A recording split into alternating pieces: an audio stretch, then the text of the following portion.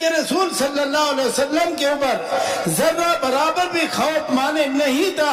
آپ نے برجستہ اس بدو کا جواب دیا، اللہ یعنی اللہ پاک ہی ہم کو بچائیں گے، وہی ذات ہماری خالق ہے، وہی مالک ہے، ہماری حفاظت کرنے والی ذات وہی ہے. اتنا کہنا تھا، اس کے ہاتھ سے کبھی نہ آئی اور گر گئی.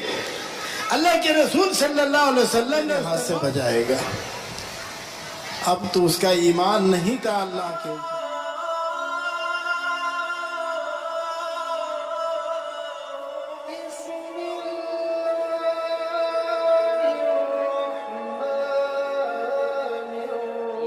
میں آپ حضرات کے سامنے اپنے استاذ محترم حضرت مولانا خورشید احمد صاحب مفتاحی دامت برکاتہم نائب شیخ الحدیث جامع مفتاح العلماء کو نہایتی ادب و احترام سے دعوت دے رہا ہوں کہ وہ آئیں اور سیرت مصطفیٰ صلی اللہ علیہ وسلم پر اپنے خیالات کا اظہار فرمائیں. بسم اللہ الرحمن الرحیم.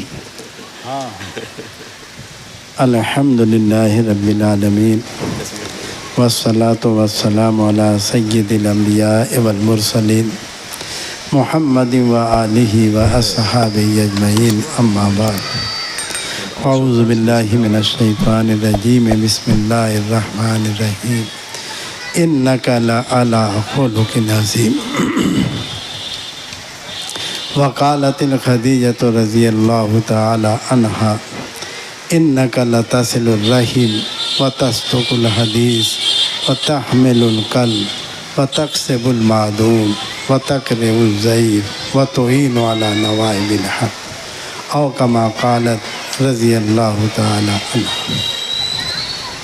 حسن یوسف دم عیسیٰ ید بیضا داری. حسن یوسف دم عیسیٰ ید بیضا داری.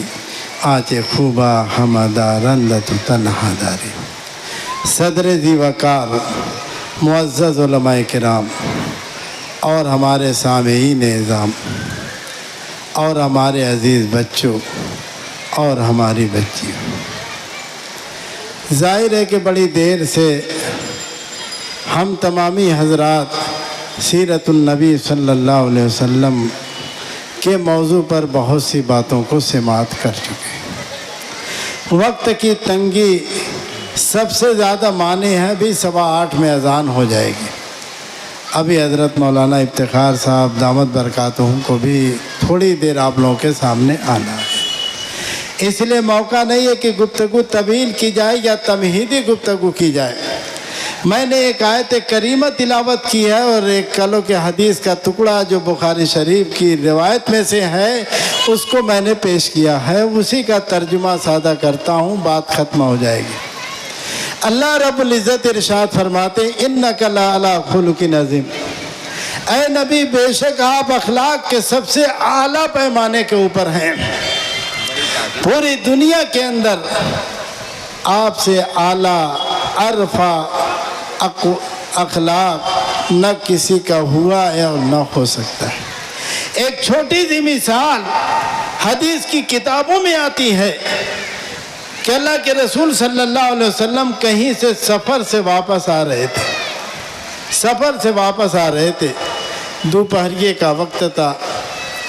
آپ راستے میں ایک گھنیرے درخت کا سایہ ملا. صحابہ سے کہا کہ یہیں پر پڑاؤ ڈال دو، اور سب لوگ دوپہریے میں آرام کرنے کے لیے لیٹ گئے. اللہ کے رسول صلی اللہ علیہ وسلم بھی ایک درخت کے نیچے لیٹ گئے. تلواریں ہمیشہ اس زمانے میں ساتھ ہوتی تھیں، آپ کے ساتھ بھی تھی. آپ نے اپنی تلوار کو درخت کی ایک شاخ سے لٹکا دیا اور سو گئے. ایک بدو آیا اور آنے کے بعد آپ صلی اللہ علیہ وسلم کی تلوار کو اپنے ہاتھ میں لے لیا، اور لینے کے بعد آپ کو بیدار کرتا ہے اور کہتا ہے کہ محمد آپ کو میرے اس ہاتھ سے کون بچائے گا. اللہ کے رسول صلی اللہ علیہ وسلم کے اوپر ذرہ برابر بھی خوف مانے نہیں تھا. آپ نے برجستہ اس بدو کا جواب دیا، اللہ یعنی اللہ پاک ہی ہم کو بچائیں گے، وہی ذات ہماری خالق ہے، وہی مالک ہے، ہماری حفاظت کرنے والی ذات وہی ہے.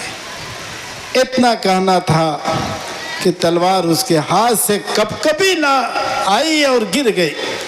اللہ کے رسول صلی اللہ علیہ وسلم نے اس تلوار کو اپنے ہاتھ میں لے لیا، اور لینے کے بعد آپ صلی اللہ علیہ وسلم نے فرمایا کہ بتلاؤ جی تم کو کون میرے ہاتھ سے بچائے گا؟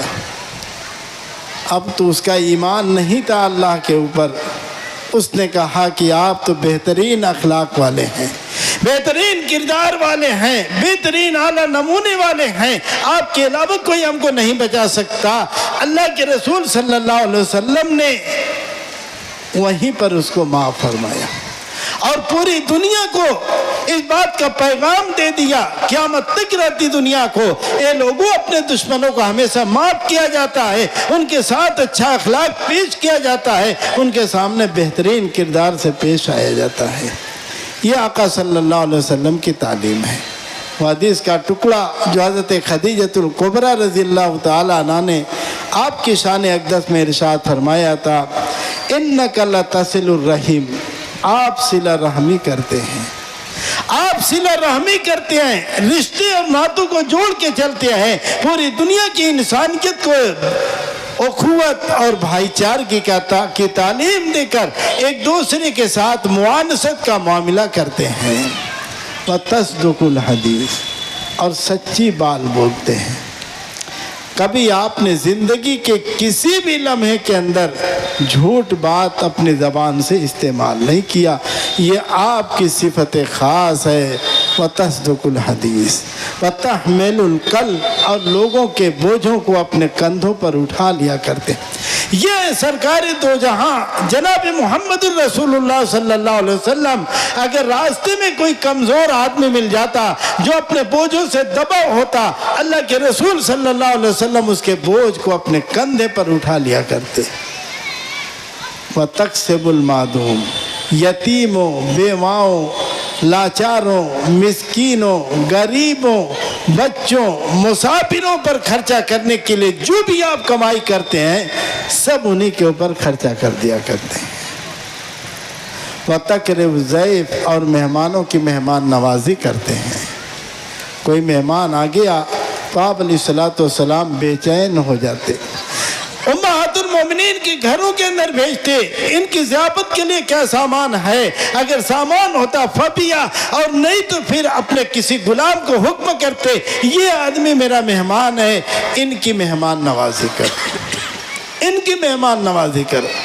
صحابہ نے تو ایسی مثال دیا ہے کہ گھر میں بچوں کے کھانے کے لیے کچھ نہیں تھا، لیکن مہمان کو کھلا دیا اور بچوں کو بھوکا بہلا کر سلا دیا، اور چراغ کو گل کر کے اپنے آپ کو ظاہر کیا کہ ہم کھا رہے ہیں، تاکہ ہمارا مہمان کھا لے اور ہم بھوکے رہ جائیں گے۔ اللہ رب العزت کو یہ ادا اتنی پسند آئی کہ کل ہو کر آیت ربانی کا نزول ہوتا ہے، یُؤْثِرُونَ عَلَىٰ أَنفُسِهِمْ وَلَوْ كَانُوا بِالْخَصَاصَةِ، کہ اگر خود ضرورت مند ہوتے ہیں تب بھی یہ لوگ دوسرے کو ترجیح دیتے ہیں۔ وَتُعِينُوا عَلَىٰ نَوَائِبِ الْحَقِّ، اور ضرورت مندوں کی آپ وقت پر مدد کیا کرتے ہیں۔ بات ختم ہو گئی۔ یہ پیغام ہے ہمارے آقا جناب محمد الرسول اللہ صلی اللہ علیہ وسلم کا۔ مسلمانوں، ہم اس کو اپنے اندر اتاریں اور اتار کر پوری دنیا کو اس بات کی تعلیم دیں کہ ہمارے آقا صلی اللہ علیہ وسلم کا جو پیغام پوری دنیا کے لیے رحمت ہے، پوری دنیا کے لیے امن اور سکون کا باعث ہے، پوری دنیا کو جو آپ نے سبق دیا ہے، یقیناً آج اگر دنیا اللہ کے رسول صلی اللہ علیہ وسلم کے ان پیغامات کے اوپر، ان سیرت طیبہ کے اوپر عمل پیرا ہو جائے تو پوری دنیا میں کہیں فساد نظر نہیں آئے گا، ہر جگہ امان ہی امان ہوگا۔ وآخر الدعوانا الحمدللہ رب العالمین۔